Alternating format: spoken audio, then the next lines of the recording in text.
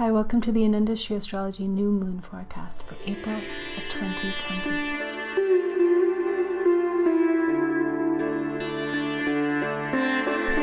Hi, how are you doing?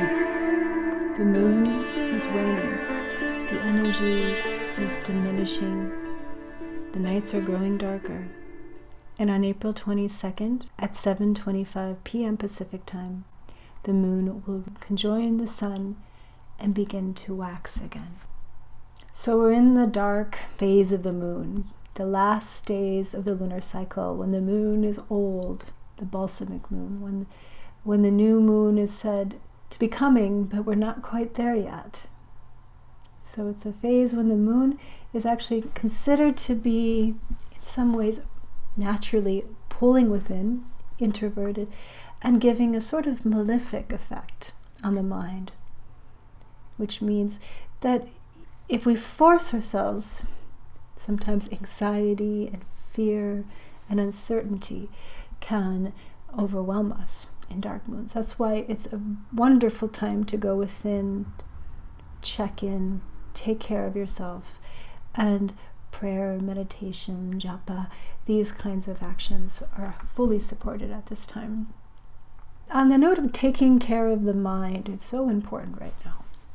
Because this lunar cycle especially is, well, I've been talking about it for a long time. The dark moon time is when the Kala Sarpa Yoga is particularly powerful. Kala Sarpa means the snake of time. And that means all of the visible planets are on one side of the Rahu-Ketu axis. This is the eclipse snake, the snake that is said to swallow the light of the sun and the moon during eclipses, Rahu and Ketu. And it marks time. Every 6 months, we're pushed forward in evolution with more eclipses. They instigate change. They basically are the motor of karma on this planet. So this is a time when Rahu and Ketu naturally become more powerful. And on top of it, it's, there's a lot of layers of intense astrology obviously right now, and I've been talking a lot about it, but I'm just going to say it again.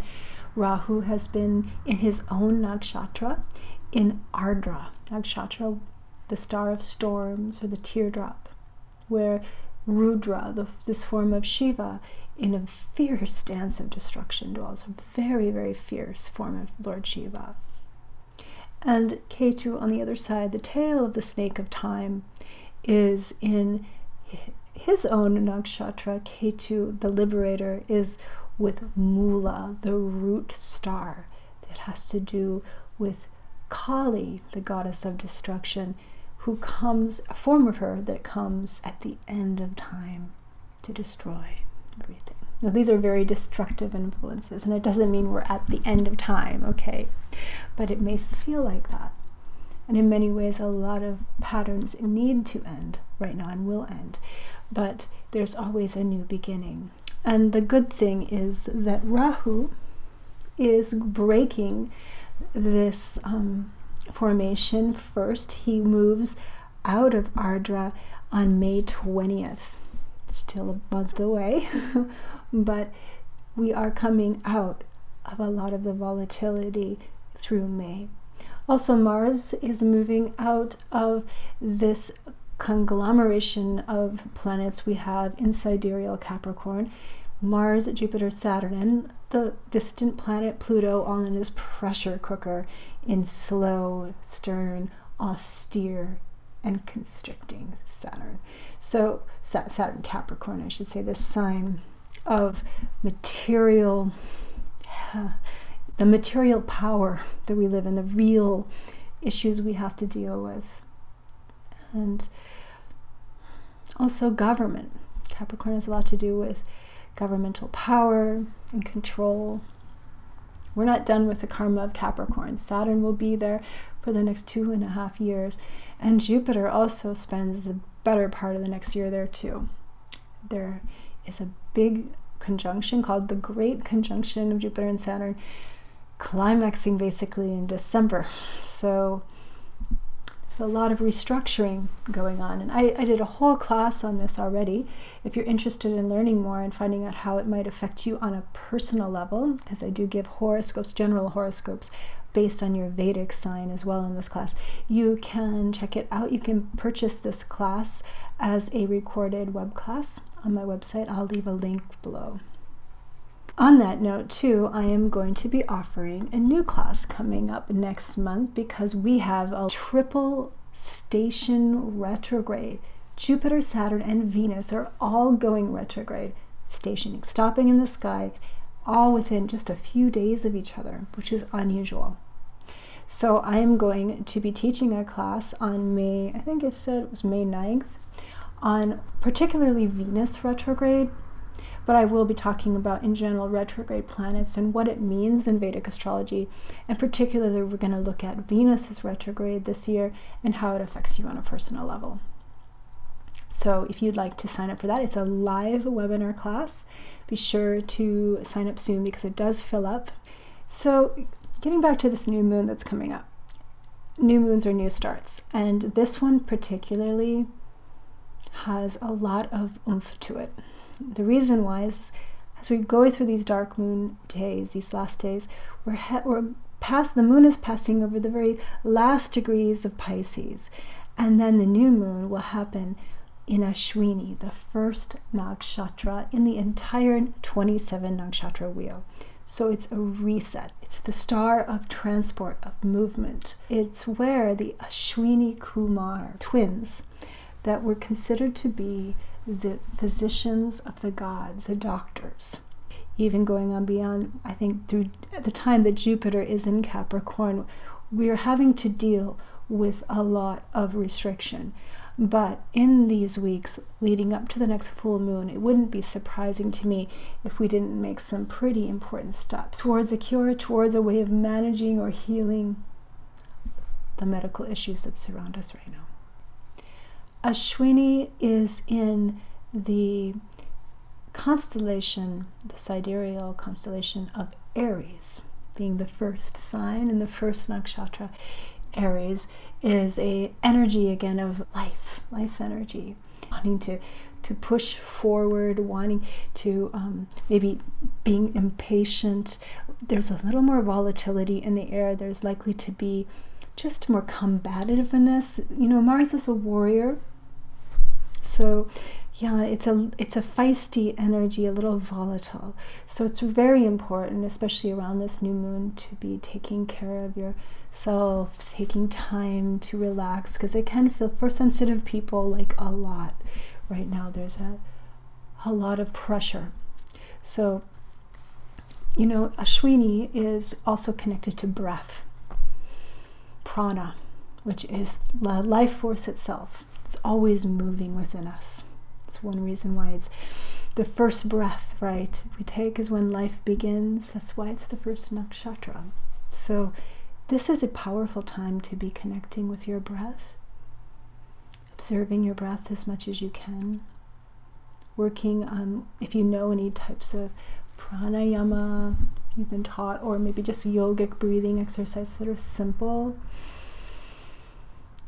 to manage any, especially anxiety or stress that you're under. It can be very useful. So this rare quadruple alignment of Pluto and Jupiter and Saturn and Mars, all in Capricorn, a combination for Mother Nature, Vasundhara. It affects the whole world, how we're connected, how we need to rely on each other in our governments, how we need to be relying on what sustains us on a really practical earth level, like how we get our food, how we are also in balance with Mother Nature, because she is what sustains us, right? And also how we're all in it together. So there's a level of social responsibility also that we have for each other and for the earth. And ideally, I think this rare alignment of all these planets in Capricorn can be an incredible catalyst for awakening something now within the collective mind. Also, there's a auspicious day that comes a few days after this full moon as it begins to wax.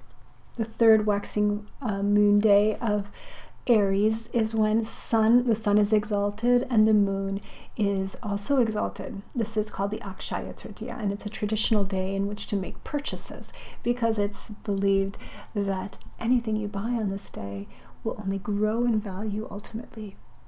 And it seems to be true. I've been doing this for quite some years, and it seems to be that whenever I invest on this day, it works out for the better in the long run. So if there is something you've been considering to get involved with, actually this may be the perfect moment to jump in. Okay, so let's just see though what the cards have to say about this new moon in Ashwini Nakshatra.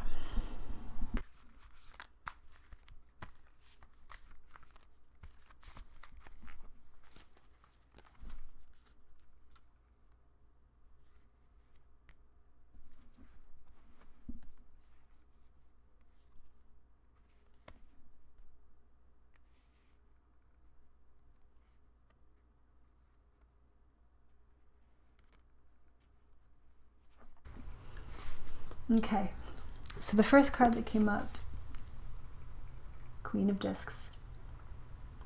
I was just talking about Mother Nature, right?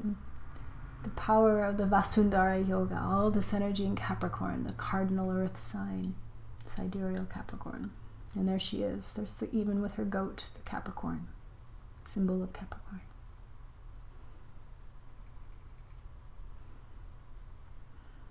How do we connect to the earth?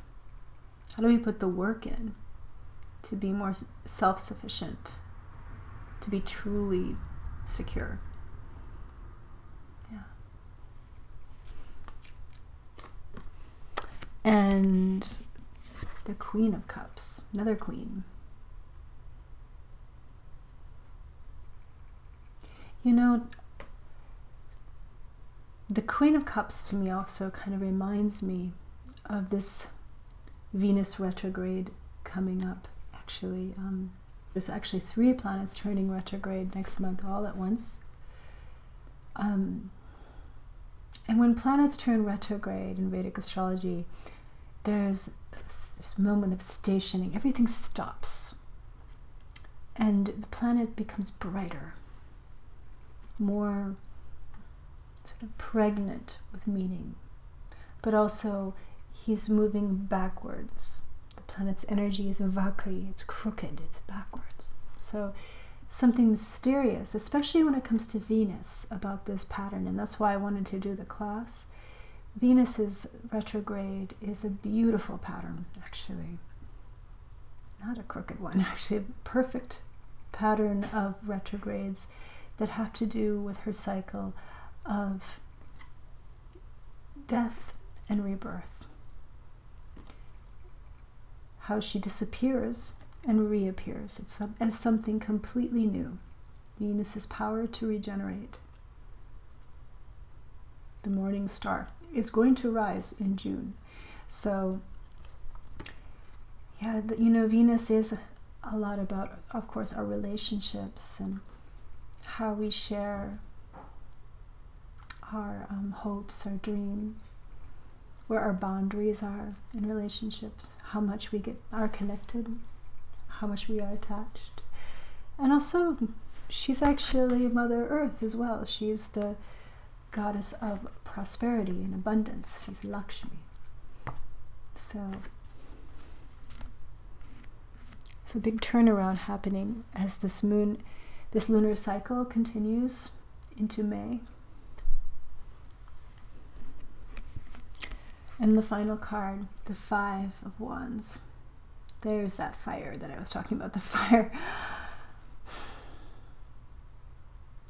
We're under a lot of pressure. It's true. And there's a lot of feeling maybe of feeling like you have to try so hard, or ready to go but nowhere to go. Wanting it, but there's so much competition. Don't fight. At least not yet. There's going to be plenty more to do later. Yeah, this is a time to go within and stay quiet, stay indoors. Of course, continue with the rules and regulations of the quarantine, and things will be changing soon enough. Take a look. What's of real value? What is true for us? What is of practical use? What's the point if it's not sustainable? There is so much life energy asking us to come forward, wanting to breathe through us, to move.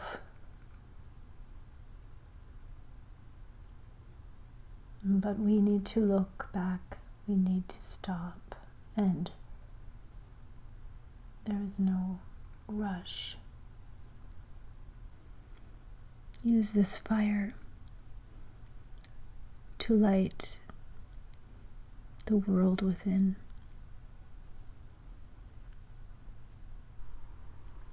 Yeah. So thanks for coming to the Anundashri Astrology New Moon Forecast. I do offer Vedic astrology readings one-on-one. You can book online. I'll leave a link in the description window, and subscribe to my YouTube channel if you like it. Also, you can get on my newsletter. It's free.